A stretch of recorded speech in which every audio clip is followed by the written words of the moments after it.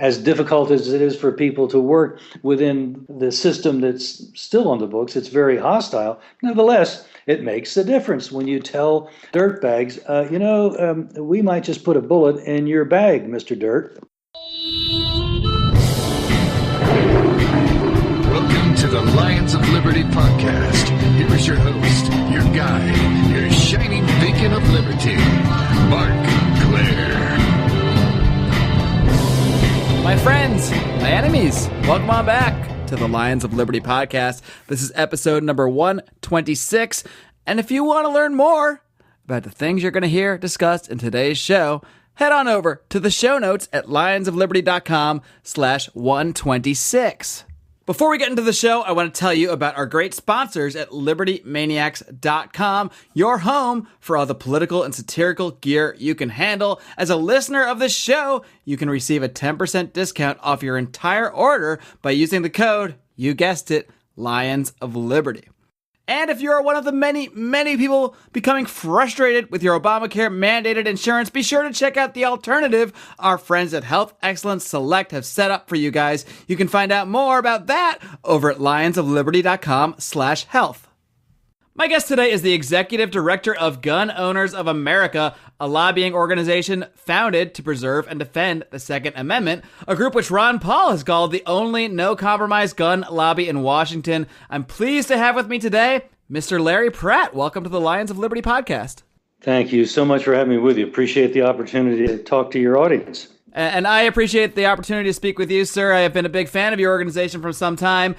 Why don't you just start off kind of at the beginning, wherever that may be for you? How did you first become politically aware? And more specifically, how did you first become passionate about gun ownership and the Second Amendment?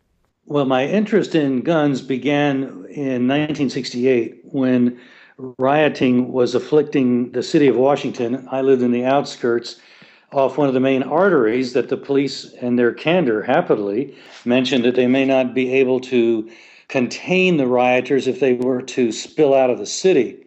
So these are the days, 1968, before the Gun Control Act had been imposed. And I went to a sporting goods store and I said, I don't know anything about guns. I figure if I got a shotgun, I might hit something, right? The guy said, yeah. I said, well, what would you recommend for me? So I bought my shotgun. And it was on that basis. I've never shot a duck with it. In fact, I've never shot anything with it except trees and targets and things like that.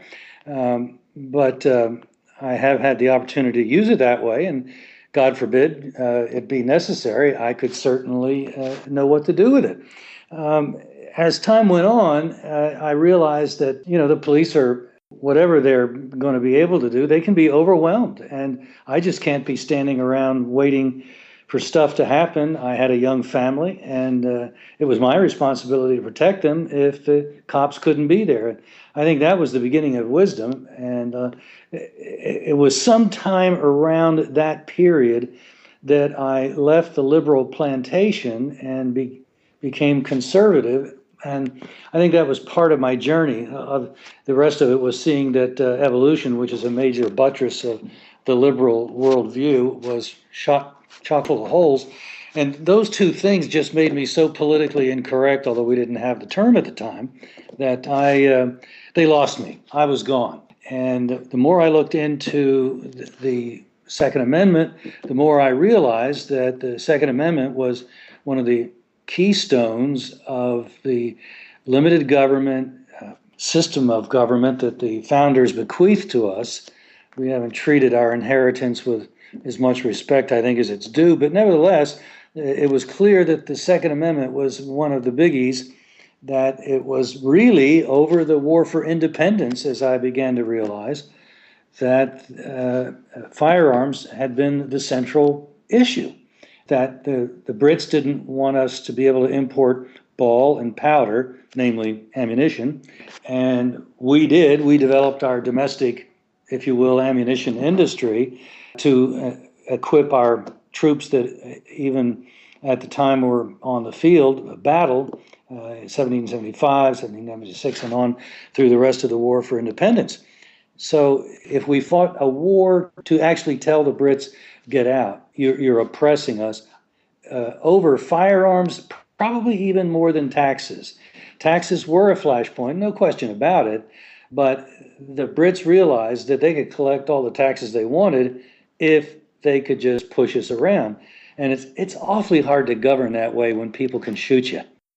So what would you say to the objection, though? I hear a lot of people say, well, yeah, the Second Amendment, that was about wartime. And, it even says a well-regulated militia. And, hey, this isn't the 1770s anymore. We're not occupied by the British. So there's really no reason for the Second Amendment to apply anymore. What would you say to that objection?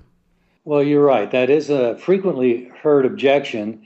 And when it's made by liberals, I think it's disingenuous. Because we are occupied. We're occupied by a federal government that has completely disregarded the rather limited number of powers that we delegated from we the people for them to administer.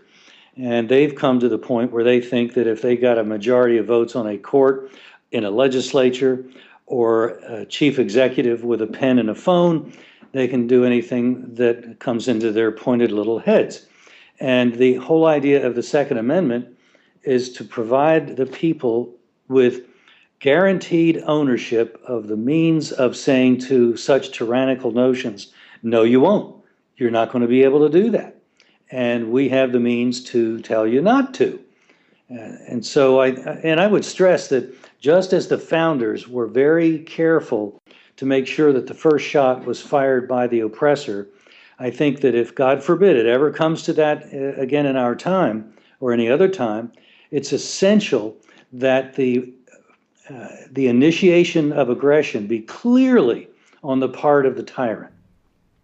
So you're not a fan of these guys that might say, oh, yeah, we might just need to storm the White House one day or something like that, because that kind of rhetoric I'll hear sometimes in their some of the sort of right-wing Tea Party area from certain people. And I think that kind of rhetoric is something we really need to stay away from, especially to associate it with guns and people that are peaceful, responsible gun owners. That's exactly right. If we can't vote them out, if we can't get a Republican majority to cut the funding on tyrannical Obama, then really are we going to be able to have the wherewithal to storm a White House or a Pentagon or any other point of government power? That's just not sensible talk, and it shows an impatience and an unwillingness to do the nitty-gritty hard work that would come long before, as the Declaration of Independence itself said, having endured a long train of abuses. Well, we're enduring such a long train, but are we focusing it? Are we really trying to point out, to spotlight to people that this is where the government has gone off the rails? We see some of that being done, and we see it being done by Senators Paul and Cruz and Governor Walker and others. And I'm very happy that they are raising their voices, and hopefully those are going to provide a leadership for a political movement that will take back the country. Let's talk more about that nitty-gritty political work that needs to be done, as you mentioned, and what actually inspired the creation of Gun Owners of America. What weren't you seeing in the political realm from other groups, perhaps such as the NRA, which has been around as a gun lobbying organization since the 1800s? What weren't you getting from these other organizations that you felt the need to create GOA in order to sort of fill a gap of some kind? Well, first of all, to give credit where it's due, we were founded by a California state senator who realized that being in California, he needed to have the operation located in Washington. And so I came on within months of the formal legal organization of Gun Owners of America. So while it's not technically true to say I founded it, I've certainly been blessed to be with it from the very beginning and to build it up during the time that I've had to do that. The difference in a philosophy of the two groups, I think, can be understood if you look at how or why we were formed. What was the motive? In the case of the NRA, you had Union officers who were appalled at the lack of marksmanship displayed by Union recruits compared to the Confederates, who were largely agrarian and were excellent shots. There was no question about that. And so the NRA was formed by a bunch of Union officers for the express purpose of fomenting marksmanship among the young men of the country, and particularly in the North, but eventually the whole country. The Gun Owners of America wasn't organized for almost 100 years following. And the reason that we were founded was for something very different, a motive very different. NRA was set up to be a help to the federal government. We were set up at a time when that federal government had begun to go off the rails on the gun issue and become rather tyrannical regarding the Second Amendment. And we were set up to oppose the federal government. The NRA has, over time, accepted reluctantly the fact that the federal government that had been their ally for such a long time had been turning on them. And so they have, from time to time, been able to kind of muster the resolve to oppose various gun control initiatives at one time or another. But it's been hard for them. They haven't really been able to make that adjustment because they still have this very good, useful, symbiotic relationship with the Division of Civilian Marksmanship that distributes surplus rifles and ammunition. And the NRA is the conduit for that versus Gun Owners of America that never got into that kind of activity. We've always been politically oriented and politically oriented to oppose the federal government. So while it comes natural for us to be suspicious and adversarial, it comes with difficulty for the NRA. Could you name a couple policies or pieces of legislation that the NRA has maybe perhaps even reluctantly supported that you at Gun Owners of America are adamantly opposed to? You bet. They were the originators of the original instant background check, and they devised it decades ago as a way of diverting the political thrust for a waiting period. And I remember going over and meeting with their officials and saying, look, both of these are unconstitutional, but at least the waiting period doesn't give the government any opportunity to grab hold of our name, address, kind of gun we're buying and all that. The instant background check does. Oh, but they said the law is going to prohibit them from doing that. I said, do you really believe they're going to obey the law? Well, of course, we've been proven correct. The NSA broke the law about listening in on phone calls, and we know for a fact that the federal government has been copying wholesale firearms transaction records, taking copy machines into dealers' shops and making a copy of every single transaction that dealer has in his books. I just got to stop you for a second because I've never heard that. I'm absolutely shocked to hear that. It seems, and it's amazing to still be shocked at something that the federal government does because they do so many shocking things. But I'd never heard that they actually had gone into specific gun stores and copied all their records. We had dealers and customers alike tipping us off, and we've put that information on our website at gunowners.org, obviously blocking out the information that would lead a retaliation to those individuals. But yeah, it happened. We were getting repeated contacts from these folks in the public, both in the trade and customers. Wow. So it's been happening, but naturally you didn't hear about it on CNN. And evidently, nobody ever got it over to Fox either. You mean your pal Piers Morgan wasn't doing a big story on that one? You know, by the time we were finding out about this, my good friend Piers was probably no longer on the air. So surely he would have, I'm sure, had he known and still had his camera and microphone. Let's give him the benefit of the doubt. Well, we do it in England. Why shouldn't we do it here? I'm sure he would ask. But don't be too hard on Piers Morgan because he increased the robust nature of our email list enormously when he had me on his show and behaved in such a churlish fashion. And that newly robust email list was very instrumental in defeating the post-Sandy Hook push for an expansion of the background check. So he went and actually helped you out unwittingly, I guess. He absolutely did. So hats off to Piers Morgan. I wasn't in a hurry to tell him because if I ever were back on his show, I would like to, think that he might send more traffic our way and get more people to join up at gunowners.org. But alas, that opportunity hasn't presented itself. And now I believe he's still the U.S. editor for the London Daily Mail. So let's talk about that for a minute, what he said there during your conversation, and we'll link to this in the show notes for this show. But, he basically makes that argument that you often hear, well, England banned guns and things are working out. And I think they had a couple of different sort of waves of gun laws they passed in the last 30 years. But what would you say to people that say, hey, look, other countries have done this? I know President Obama in his recent podcast with Marc Maron that for some reason I decided to listen to, he went on a 20-minute spiel about how, in the 70s there was a shooting in Australia. They went and banned guns and they haven't seen any big mass shootings since then. And then you hear the same thing about England. So what would your response to be to that argument that people say, look, you might love guns, but the fact is, if we take them away from the population, we're not going to see these terrible shootings like we see in Sandy Hook, like we see in Charleston? Well, actually, they have seen mass shootings in Australia and in England. I think it was just a couple, 3 years ago up in Cumbria in the northern part of the country. There was a mass shooting. Some dozen people met their end at the hand of a madman with a gun, and nobody was able to protect themselves. And we've had attempts at mass murder in this country that have absolutely been stopped at their inception by people in the public who were armed, who were in the vicinity of the wannabe mass murderer.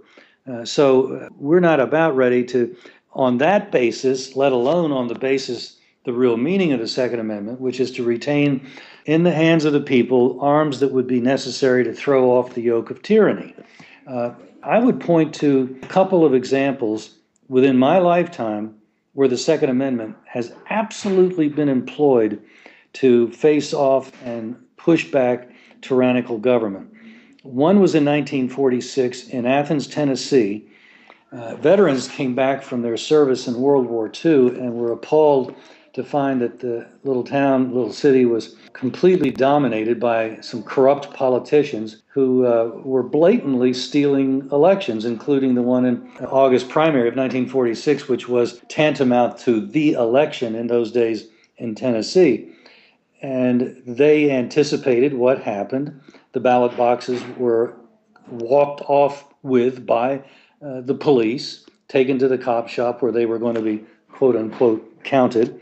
And so the militia, which was not a formal entity, but that's what it was, came into town maybe an hour later after the theft, guns bristling from the windows of automobiles and guys in pickup trucks. And they surrounded the cop shop. There was a brief gun battle that ensued. The cops realized that this wasn't going to end well and left the ballot boxes and surrendered and left. And it turned out the reform slate won. So there was a very robust exercise of the Second Amendment. And without actual bloodshed, to my knowledge, the Battle of Athens, Tennessee ended in favor of the people, which was exactly the intention of the Second Amendment. The much more recent employment of the Second Amendment was at the ranch of Clive and Bundy in Bunkerville, Nevada, a couple of years ago, when BLM decided that they weren't going to wait for no stinking court process. They were just going to take Bundy and take his cattle and kill him because they didn't want them using a watering hole on federal land that Bundy had a contractual right to use. And so he held them off with his family initially, but as you probably well remember, the issue quickly escalated. People were coming from all over the state, then all over the country to defend Clive and Bundy.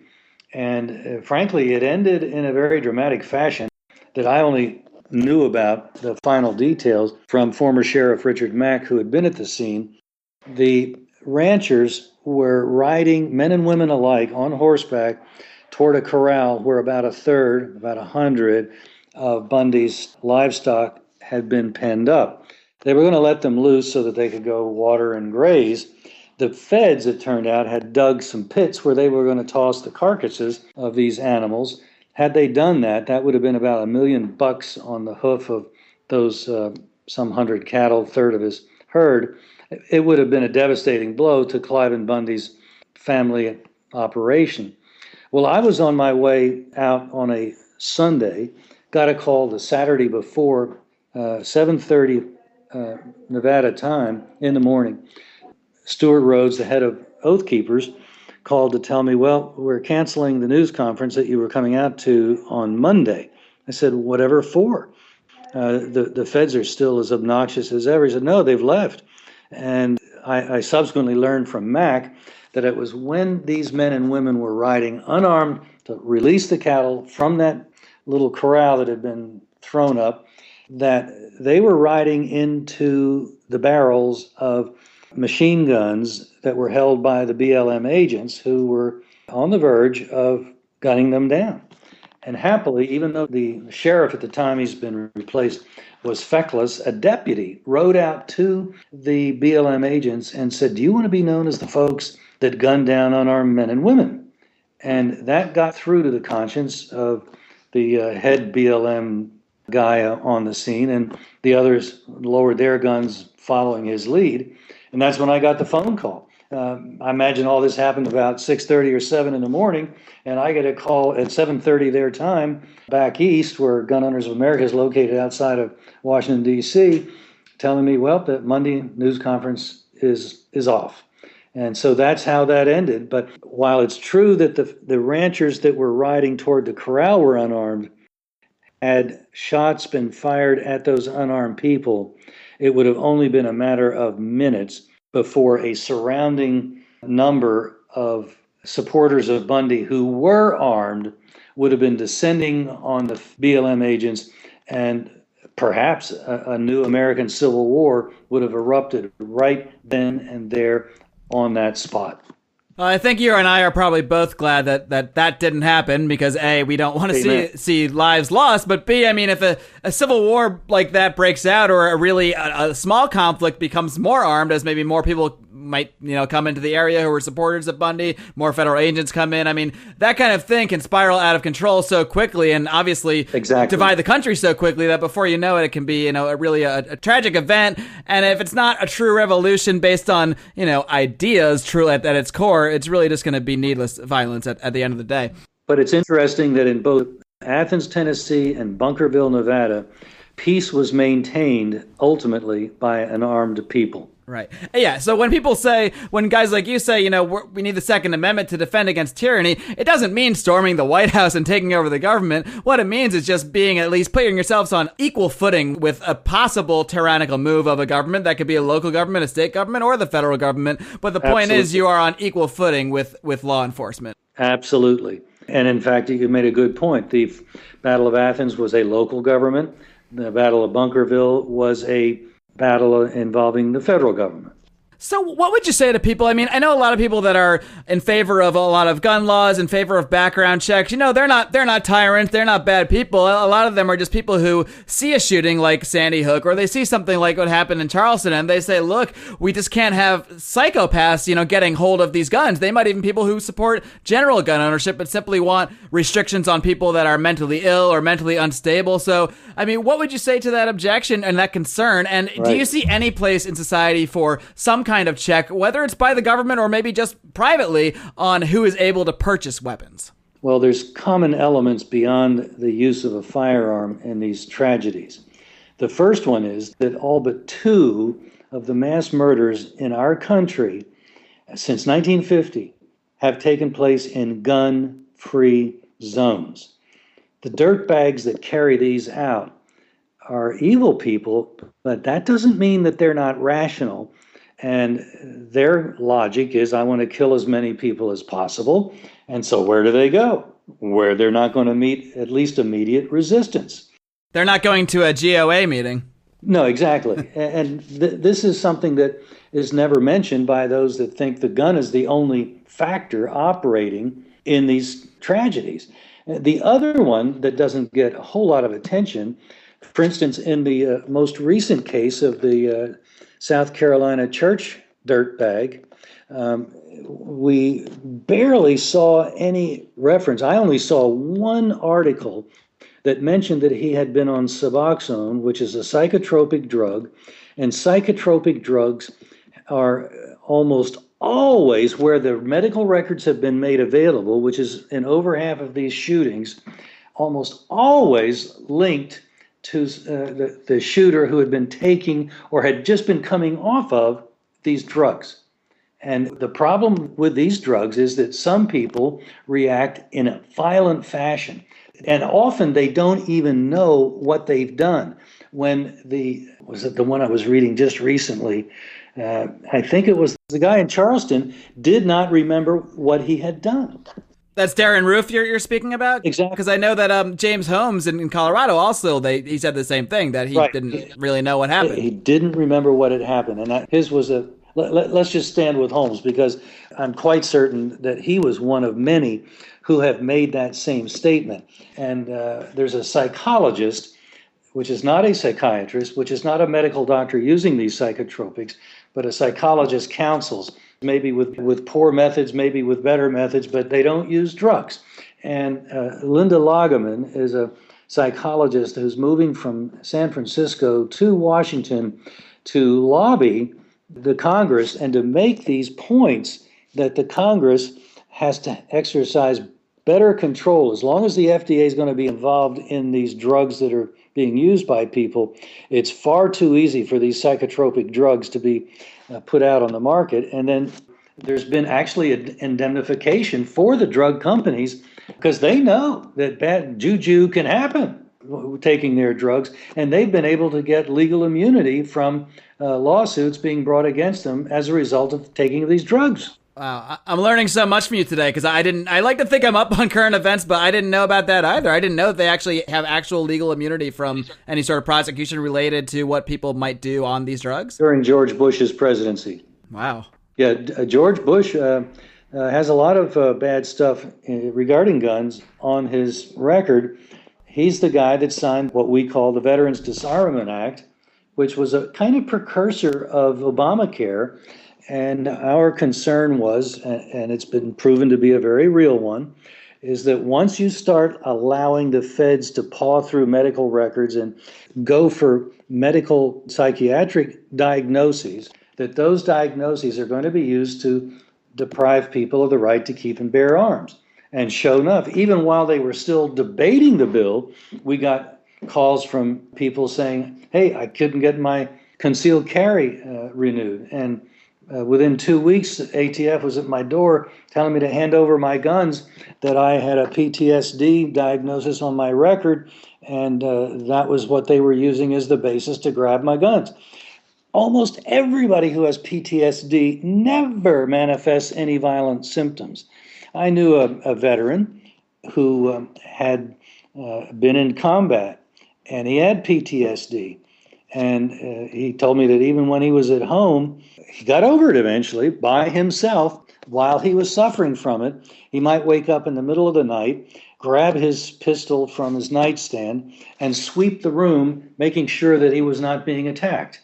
Once he was sure that he and his wife and family were safe, back went the gun, back went the veteran into bed.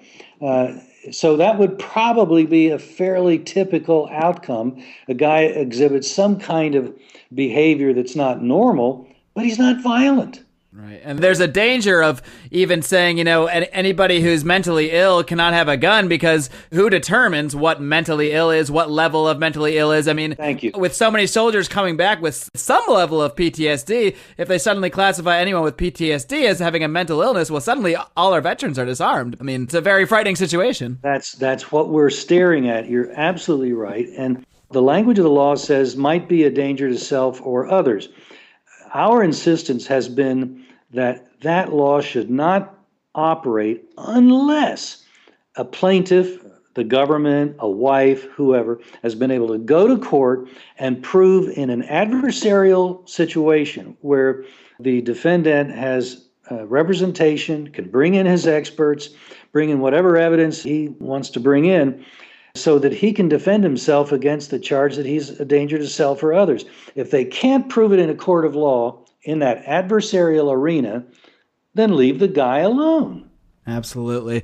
Larry, if you don't mind, I just want to touch on a couple quick news items recently and get your thoughts on them. And one of them is the recent decision by Uber to basically make a proclamation that in states that do allow concealed carry, that they are attempting to disbar or proclaiming that their drivers must disarm themselves, I should say, right, and not carry their weapons during their actual use of their vehicle for working for Uber. So what's your opinion on that? Do you think Uber as a private company supposedly has the right to make a statement like that? Or is it really, pushing the bounds of infringing on the individual rights of its citizens, that, especially considering that Uber doesn't necessarily call its drivers employees? Correct. Let's go back to how this got started. In Chicago, an Uber driver saw a dirtbag, evidently intent on becoming a mass murderer. He was firing into a group of people. The Uber driver had a rather rare possession, a concealed carry permit that a recent court decision had enabled him to get from the city of Chicago.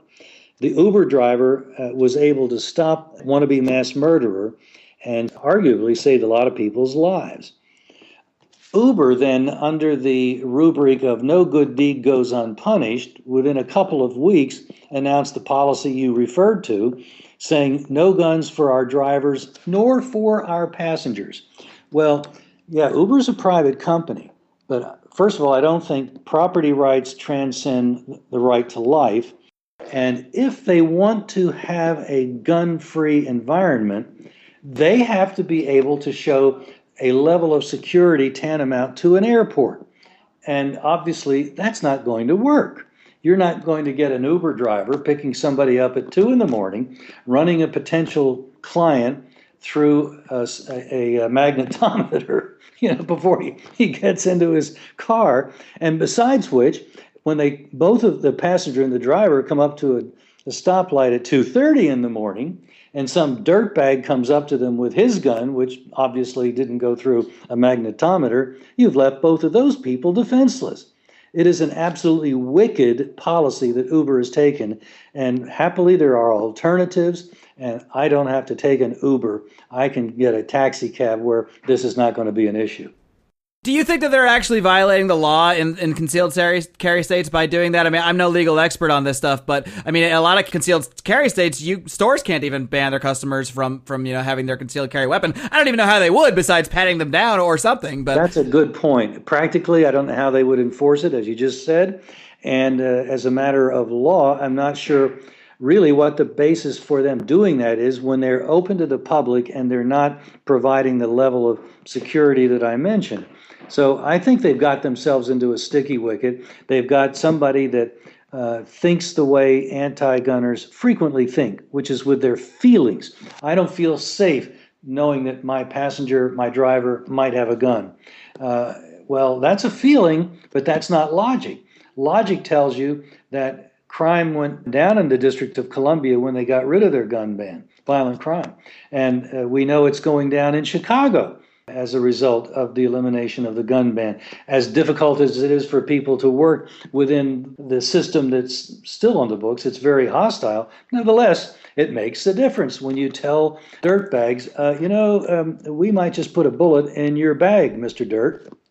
I just saw something else recently that I saw that Rand Paul, who I know both Rand Paul and Ron Paul have been huge supporters of your organization, and I saw he was not invited to the NRA's, dinner this year, and it's kind of a big deal where they invite a lot of prominent pro-gun politicians. They've got Jeb Bush coming. I don't know his stance on guns specifically, but I can't imagine it's better than Rand Paul's, and they've also got Scott Walker, Ted Cruz, people that are generally pro-gun, but I mean, Rand Paul has an A- rating from the NRA, so what's your take on that? Why do you think they're sort of distancing themselves from Rand Paul?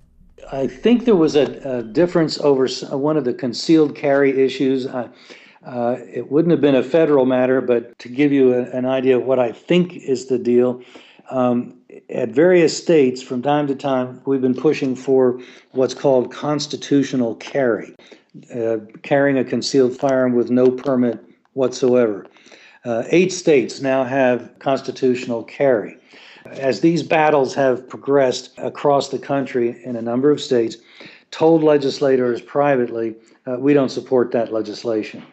And I think something like that was going on with Rand Paul and the NRA. I honestly don't know what it was, but, well, I can tell you that when Senator Cruz was leading the fight, which Rand Paul was part of, to defund Obamacare, in part because of its anti-Second Amendment implications, the NRA was nowhere to be seen. And when a meeting was held in Senator Mike Lee's office to try to focus the memberships of the various organizations that were represented in his conference room, so that everything that we did in communication with our members from that moment on until whenever the vote were held would focus on kill the funding for Obamacare, kill that funding. And the NRA was not at the meeting because they were not on board with that.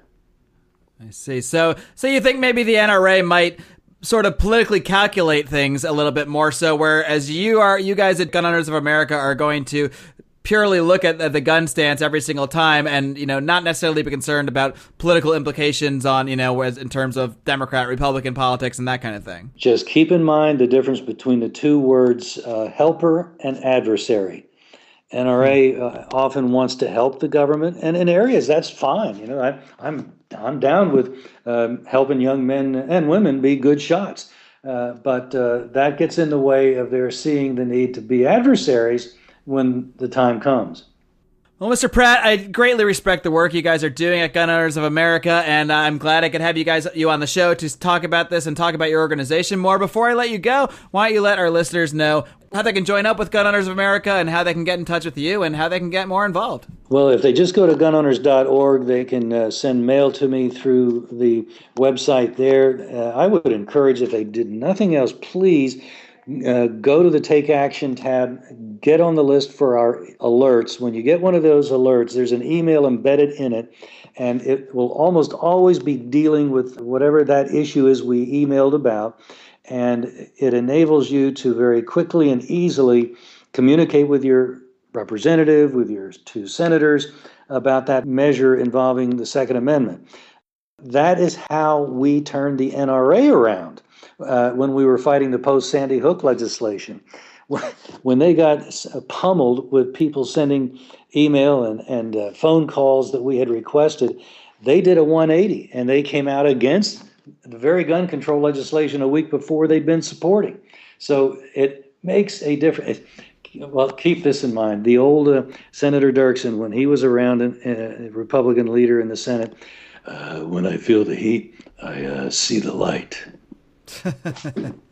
All right. Well, Larry Pratt, thank you so much for coming on the show today. I wish you the best of luck in the future and with your great organization, Gun Owners of America, and keep up the great work. Thanks, Mark. Good to be with you. Thanks, Larry. Greatly appreciate it. Bye-bye. All right, guys, I hope you enjoyed my interview there with Mr. Larry Pratt. I've got some thoughts of my own, but first, I want to tell you a little bit more about our sponsors. And if you're a big Second Amendment fan, like today's guest, Larry Pratt, there are plenty of shirts for you over at LibertyManiacs.com, including the Obama Can't Ban These Guns tank top. I know all you buff libertarians out there want to sport this puppy at the beach this summer. And our friend Dan McCall has set up a great discount exclusively for Lions of Liberty listeners. You can receive 10% off your entire order by using the discount code Lions of Liberty, all one word. That's Lions of Liberty at checkout. Head over to LibertyManiacs.com and wear something worth saying. And guys, if you follow the news, you know that insurance premiums are set to rise once again by some estimates up to 50%. But there is a way to control the costs, and that is by rejecting the current health insurance system altogether and joining up with a health sharing plan. Our friends at Health Excellence Select have put together a package with everything you need to control your own healthcare and to do so without breaking the bank. How on earth is this possible? Well, there's one way to find out, and that's by heading over to lionsofliberty.com/health. Now, folks, many of you listening today, if you consider yourself friendly to the ideas of liberty, may already agree with Larry Pratt and the mission of Gun Owners of America. I hope that some of you listening are not as familiar with this stuff, because I don't do this podcast to preach to the converted. I certainly don't do it for my own health, that's for sure. I do it to try to shape ideas and change the conversations, and a lot of the mainstream conversations when it comes to guns are, quite frankly, completely irrational. You know, we want to go out and blame inanimate objects for all the terrible things that happen in the world. And, you know, nobody blames the car when somebody is killed in an auto accident, heaven forbid, in a DUI. They blame the human being. That person is prosecuted. They don't go out and try to find everybody out there or prosecute everyone that might own a car or do background checks on people before they own a car A car is a very deadly weapon. I'm not looking this up. I'm not. Feel free to Google it yourselves, but I'm pretty damn sure cars kill a lot more people than guns every year in the United States. I'm willing to be wrong, but I don't think I am. And you know why I'm not going to look it up? Because statistics don't matter for anything. Too many people try to base their political beliefs on what some sort of statistic tells them, or what some sort of, study or chart or graph tells them. But we need to base our political beliefs, I might have mentioned this before, guys, on philosophy, on principles, whatever that may be. I happen to believe in a philosophy of individual rights. I happen to believe in the principles of non-aggression and of non-interference with the actions of others, so long as they haven't harmed anyone else. And I'm not going to go on the whole rant about a polite society is an armed society, or even about why an armed populace is a great defense against tyranny and tyrannical actions of government. We talked about all that stuff today with Mr. Pratt. And those things may be true in many circumstances, but they aren't the reasons why I personally support gun rights. I support gun rights because I support individual rights. I support a philosophy of liberty. And that philosophy has led me to believe that one should not be interfered with, physically interfered with in their lives if they do not physically. Doesn't need to be physically. We can talk about fraud and all this other stuff. There are ways to interfere with people's lives that aren't directly or outwardly physical. But the point being, if you haven't harmed anyone else, you shouldn't be harmed yourself. And the fact is, the vast majority of people who own guns do not own them in order to harm other people. Although many of them own guns in order to harm other people if they are coming after them for the purposes of self-defense. You can talk about hunting all you want. That's not the reason most people buy a gun. It's not the reason most people own guns. I mean, I know people that hunt, but even those people that own guns that hunt, that's not the primary reason that they own a gun. The primary reason that they own a gun is to protect themselves, to protect their family from who knows what. A crazy person bursting into a movie theater, perhaps. And hopefully that movie theater hasn't banned guns, as was the case in Aurora, Colorado with James Holmes. People want to blame the guns. They don't want to blame the cars, though, but they do blame the alcohol. And in this case, the alcohol, in many cases, seems to be a lot of these psychotropic drugs. And as you heard today, the manufacturers of these drugs have immunity over prosecution for any sort of ill effects that might be related to their drugs and how they might cause certain people to be engaged in violence. Now, look, I don't want to ban psychotropic drugs per se either, but when you have the federal government, and this is changing in many ways, banning marijuana, banning other substances which might help people that have PTSD or other mental disorders. I talked about all this with our good friend Brad Burge over at MAPS. I'll post a link to that interview in today's show notes, lionsofliberty.com/126. Now, when they're banning all these other substances and then giving immunity to companies that create these other substances, these psychotropic drugs, well, that's a little bit of a problem, and that's a little hypocritical, and that doesn't make any damn sense. And the gun debate can be tricky, because to me, the gun debate doesn't mean that guns should be allowed anywhere and everywhere, but they should not be generally banned from the populace. I mean, private communities, I think the movie theater in Colorado should be allowed to ban guns, if they want.